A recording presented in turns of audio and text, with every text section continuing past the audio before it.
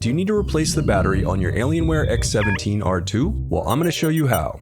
Also, you can click the top right of the screen to find this part or tools or additional help on our website, including written step-by-step tutorials with detailed images.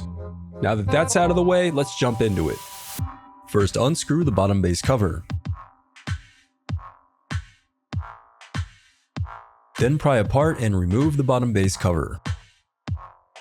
I recommend sorting out your screws as you take apart your laptop. It'll make it that much easier during reassembly. Now disconnect the battery.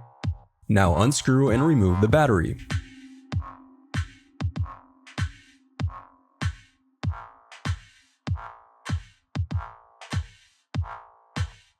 Then finally disconnect the battery cable. The reassembly of your laptop is as simple as following your steps in reverse.